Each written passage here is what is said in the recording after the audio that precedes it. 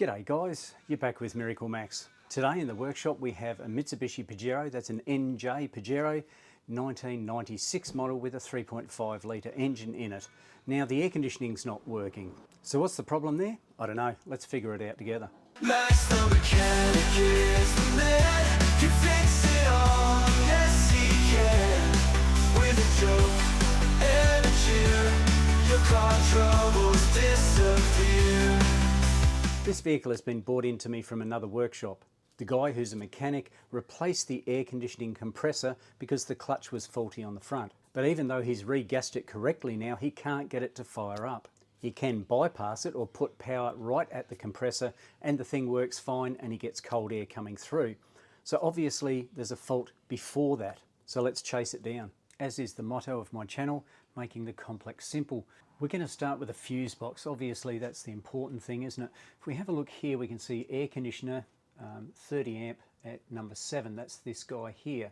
But also if we scroll down a little bit further, we can see that the compressor is listed as number 10, and that's a 10 amp fuse.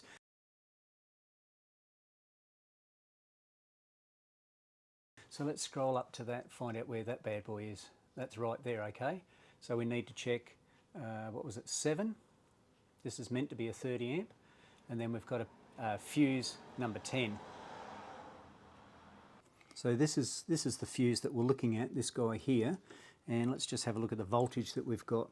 Yep, we've got 12 volts on that side, you probably can't see. And we'll go to the other side of the fuse, and we've got nada, okay? So he's got a blown fuse for starters. Let's just start with that and work our way through, because I'm getting some strange readings elsewhere. So it's always important to start with the basics. Not sure if you can see very well or not, but that is definitely a blown fuse. Why would the fuse blow? Well, remember he said the compressor clutch had actually worn out, so that could have drawn too much current and popped this fuse. It's a possibility. I've put in what's called a fuse buddy, so I can actually put my current clamp, you can see here through the wire with the new fuse. You can see how much it's drawing. It's basically drawing, what's that? 0.2 of an amp, so I'm not concerned about that. I've got the ignition on, don't forget. So there's no problem with that, you know, there's no short or anything like that. I do believe it was the compressor that was faulty. He's replaced that, but he's forgotten that there might be an electrical issue.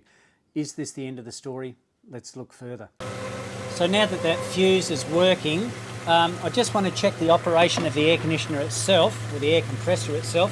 You can see that it's not engaged at the moment. So all I'm going to do is lift the relay up and down and see if I can engage it.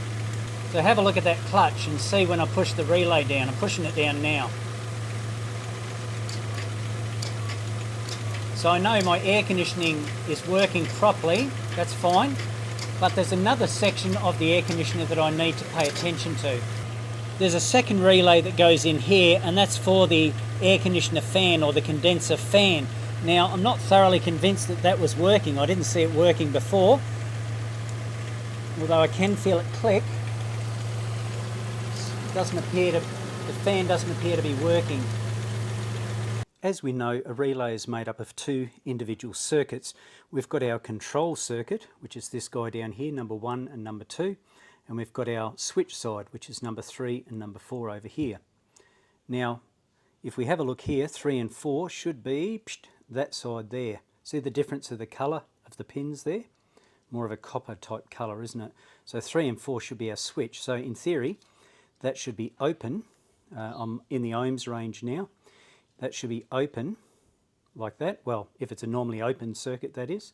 And over here, we should have some sort of resistance of the electromagnet on the control side. So I've put C and I'll put S over there, just for your viewing pleasure.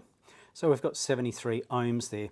So if I short this pin and this pin here, the switch side of things, if I short those two out, my condenser fan should come on. One problem that we can find is when we test a relay is simply by lifting it up and down and listening for a click. Now obviously that relay's working, correct?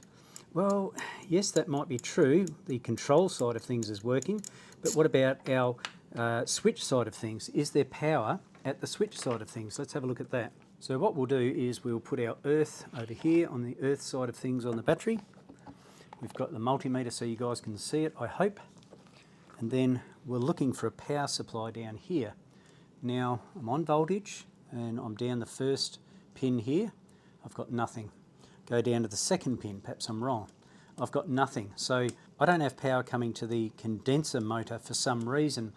Now if I bypass that, it's going to make no difference because there's no power coming in.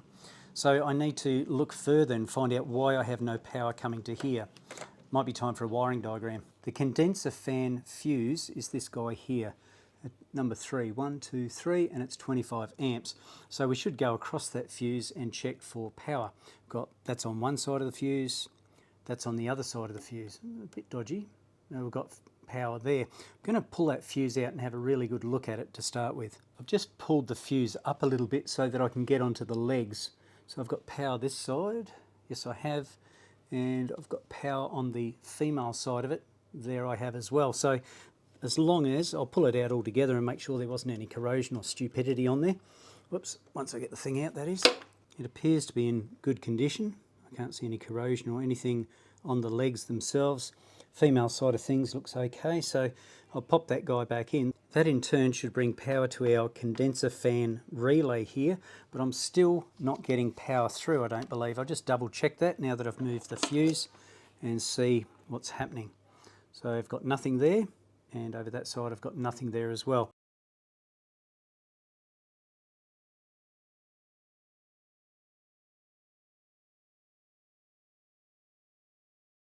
So I definitely don't have power coming into this little block here, the relay block, so I need to investigate, maybe pull out the fuse box. Perhaps there's a broken wire, maybe the mice have had some lunch. Just coming back to our wiring diagram, it's rather interesting to have a look at it.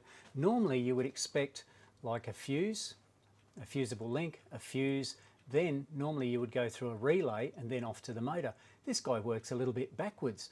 You can see that he's got the motor stuck in between the fuse and also the relay.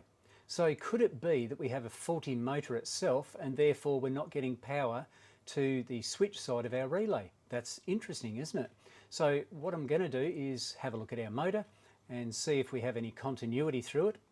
Maybe can we power it up?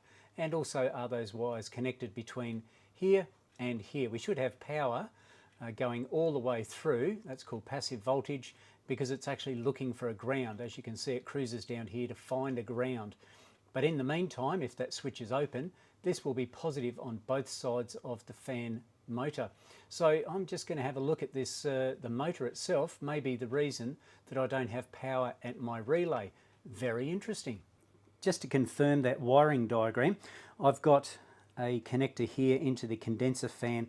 Condenser fan is just right here, and my connector is right here.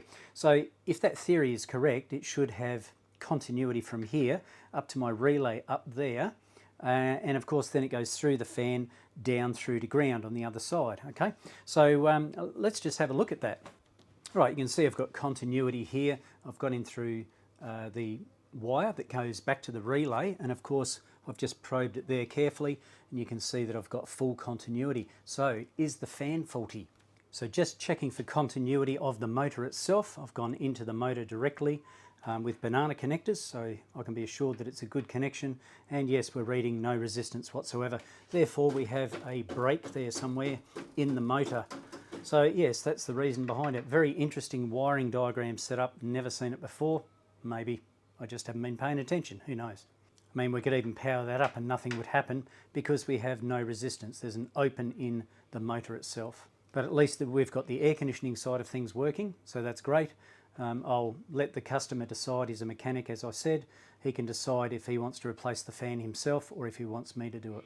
Just to further reinforce my theory, my hypothesis, or my diagnosis, you can see I've just bypassed it. I happen to have a fan lying around, believe it or not. So that's what I'll get you guys to keep an eye on as I turn on the air conditioner. Is that fan going to operate?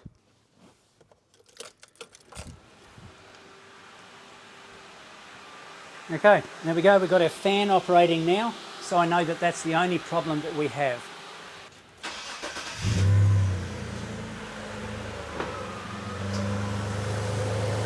And my air conditioner compressor has kicked in as well, so that's nice. thinking about it now, it's not that unusual. It's just an earth switched relay. That's all it is. So rather than what we would normally expect for a relay to switch it on the positive side, it's actually switching it on the negative side, allowing that path to go to ground. And of course the motor's stuck in the middle, therefore we've got no continuity going through the motor down to ground. That's why it's super important to understand the wiring diagram before we go crazy with any sort of diagnosis. It'd be easy to be led down the garden path looking for a power when in actual fact there is no power at that point. I almost got caught out, so hopefully you don't. This highlights to me the importance of examining a wiring diagram and understanding how the manufacturer has set it up. If we don't understand how the manufacturer has set up the wiring system, that can throw our diagnostics off. That's what almost happened to me in this case. So hopefully this video has been of help to you. If you haven't already, please subscribe to the channel, give it a like and feel free to comment down below. Of course, don't forget about that notification bell. You don't want to miss any future videos. You can catch up with us on Facebook as well as Instagram to see what's happening in the workshop as well as the electronics lab. In the meantime, why don't you cruise around the channel and have a look at other videos that might interest you. So until next time guys, this is MiracleMAX signing off. I'll catch you later.